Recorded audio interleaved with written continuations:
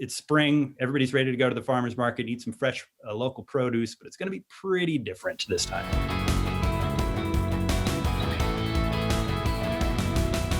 Things that are opening up at this time, farmers markets. And we know that that is a big activity that a lot of people engage in, often on the weekends or other times. And a lot of towns and cities throughout the region, not just in big cities, but all over, have some form of farmers market.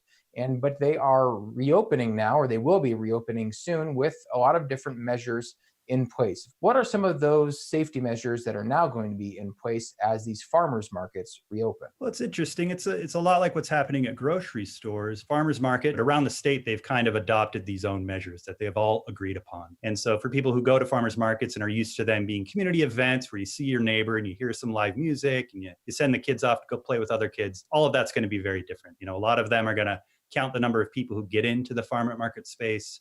The booths between vendors are going to be spread apart. You're not going to be able to touch the fruit anymore to feel if it's good or bad. Another big difference is some farmers markets, there's usually a lot of crafts there. You can buy soaps and lotions and handmade stuff. All that stuff's going to go away. You can still buy some of those things, but as long as the vendor is mainly selling perishable agricultural products, they can also sell lotions and soap. But it's going to be pretty different. The first one that opened, it opened April 25th, I believe. And that was up in Bonners Ferry in far northern Idaho.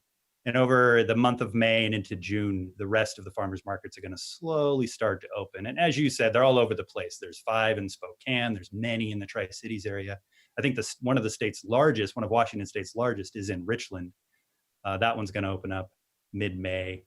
And so, yeah, it's spring. Everybody's ready to go to the farmer's market, eat some fresh local produce, but it's going to be pretty different this time. You can see more of Nick's reporting on these and other topics at nwpb.org. Thank you for joining us, and stay safe, stay healthy, stay home out there in the unique Northwest.